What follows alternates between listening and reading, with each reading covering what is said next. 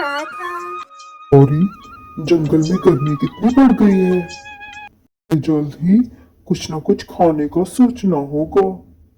कालू और गौरी घोंसले में पेड़ के ऊपर बैठे हुए थे। कालू और गौरी बहुत आलसी थे। वहीं रानू भी बहुत जल्द माँ बनने वाली थी। वो सारा दिन अपने घोंसले में बैठकर अपने अंडों के आने का इंतजार करती। लेकिन उसने पहले से ही अपने लिए अनाज जमा कर लिया था।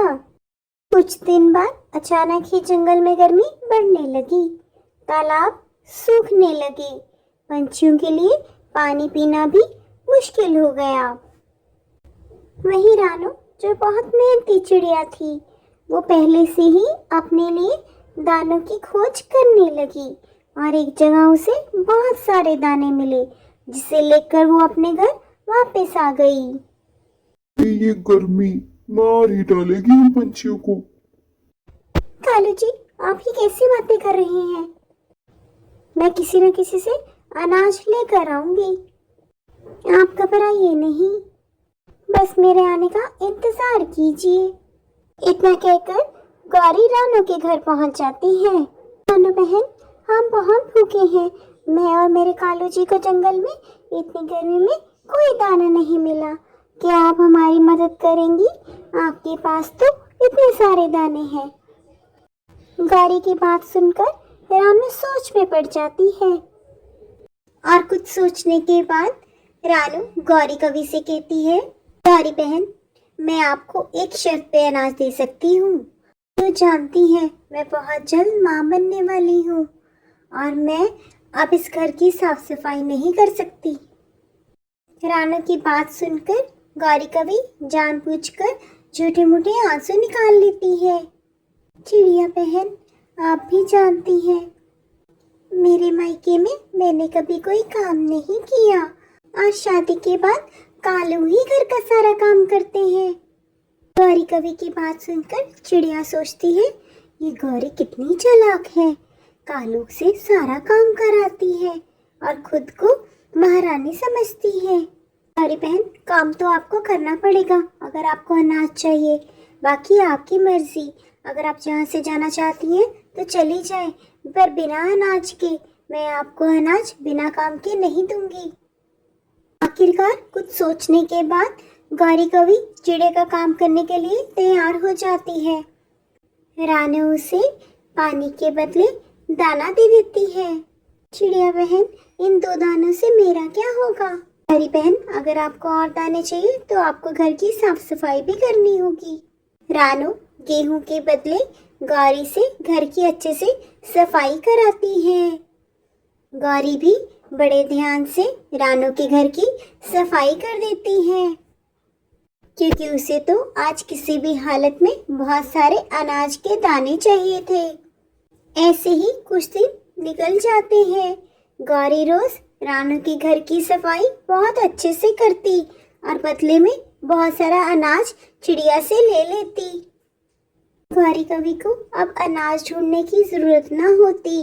वो घर की सफाई करती और अपने और कालू के लिए अनाज लेकर अपने घर लौट जाती। आखिरकार वो दिन आ ही गया जब इंडिया ने 3 खूबसूरत अंडे दिए।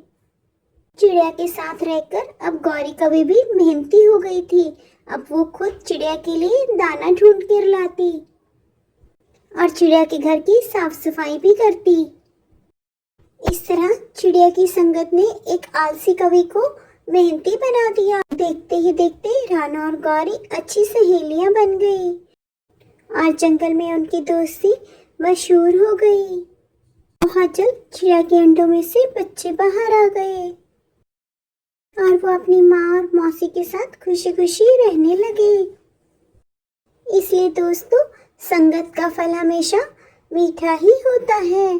अच्छी संगत हमें अच्छा ही फल देती है। मम्मा, आप इतना काम करती हैं। मम्मा, आप थकती नहीं हैं? नहीं मेरी जान, जब मैं थकी हारी घर आती हूँ तो अपने बच्चों को देख मेरी सारी थकान उतर जाती है।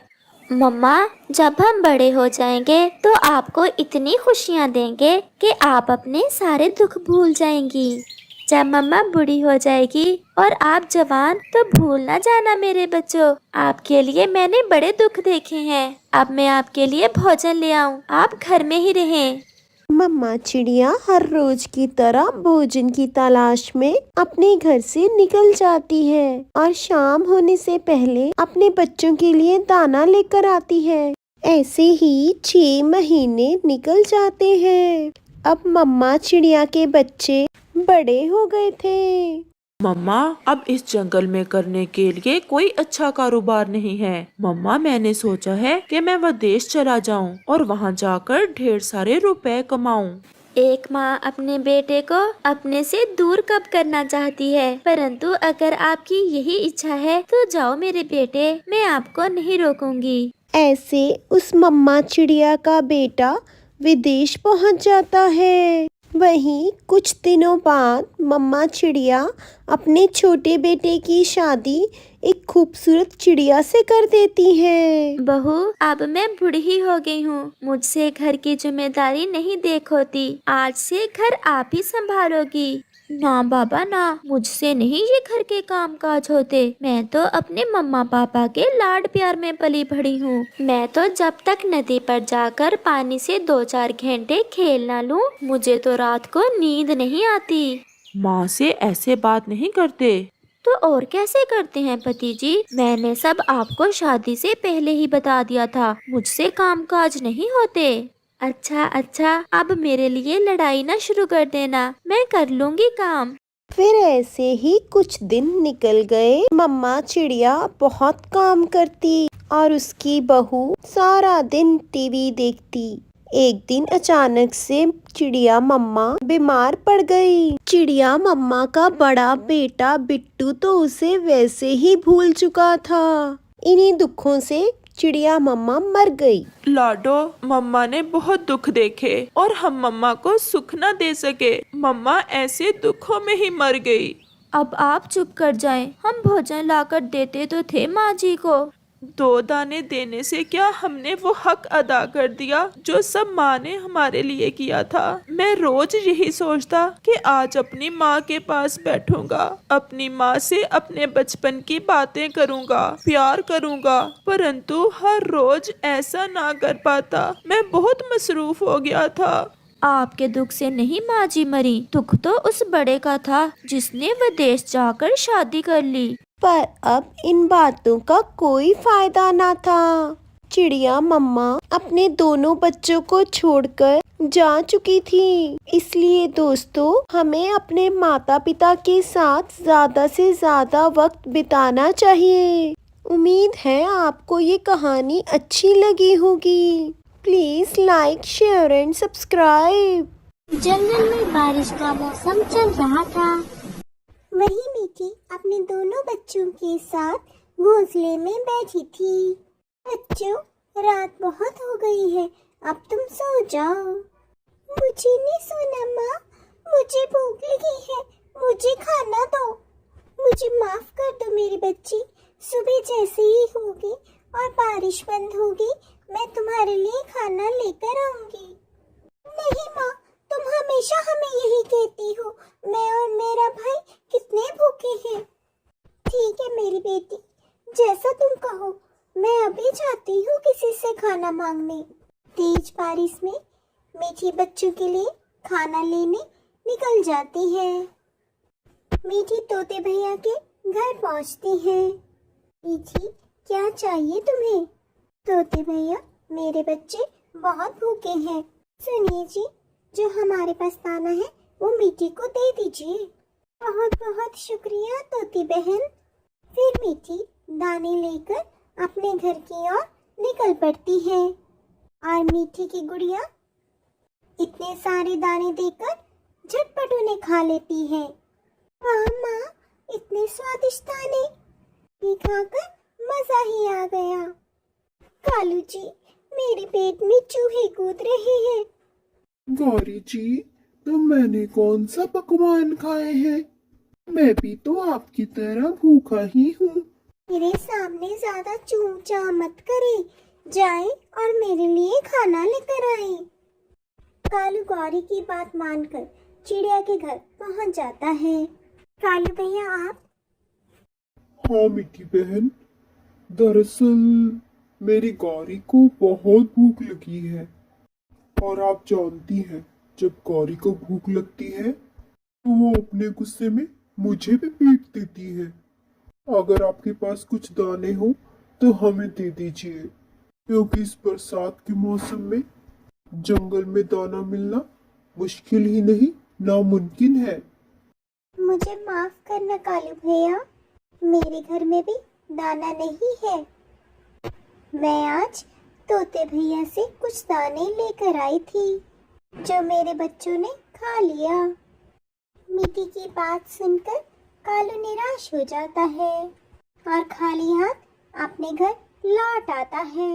वहीं गौरी को तो खाली पेट नींद ही नहीं आ रही थी, इसलिए वो दाना ढूंढने के लिए जंगल में निकल पड़ती है। कालू भी उसके पीछे निकल जाता है। वहीं गौरी रात के अंधेरे में उल्लू के घर पहुंच जाती है। वहां उसे उल्लू की पत्नी का हार नजर आता है, लेकिन उसे चोरी करते उल्लू पकड़ लेते हैं। चोर चोर, पकड़ो पकड़ो मेरा हार। चिल्लाते चिल्लाते वो दोनों गौरी को पकड़ लेते हैं। छोड़ो छोड़ो, मेरी गौरी को छोड़ दो, इससे बहुत बड़ी गलती हो गई, मुझे माफ कर दो। कालू और गौरी बड़ी मुश्किल से अपना पीछा छुड़ाकर उल्लुओं से बच निकलते हैं। हाय रे, मार डाला, उन कमबख्त उल्लुओं ने मार मार कर मेरी जान ही निकाल दी। अरे गौरी जी, अगर मैं वक्त पर ना आता तो आज आप मेरे साथ ना होती। वो तो अच्छा हुआ मैं आपके पीछे चल पड़ा, वरना वो आज उल्लू आपकी जान ही ले लेते। तभी दरवाजे पर दस्तक होती है। कालू जी देखिए, वो कमबख्त उल्लू दोनों घर आ गए, मुझे तो बहुत डर लग रहा है। तभी रानू आवाज देती है, कालू भैया दरवाजा खोलिए। अरे रानू बहन, आप आइए आइए, अंदर आइए। नहीं नहीं कालू भैया, मैं आपको ये गेहूं की बोरी देने आई थी। इस बरसात के मौसम में अनाज ढूंढना बहुत मुश्किल हो गया है और मैं जानती हूँ मेरी सहेली गौरी को भूख लगी होगी। तभी कालू की नजर उस बोरी पर जाती है, जिसे देखकर वो मन में बहुत खुश होता है और रानू का शुक्रिया अदा करता है। इसलिए दोस्तों, अगर हमारे पास अच्छा दोस्त हो तो हम हर मुश्किल का सामना आसानी से कर सकते हैं।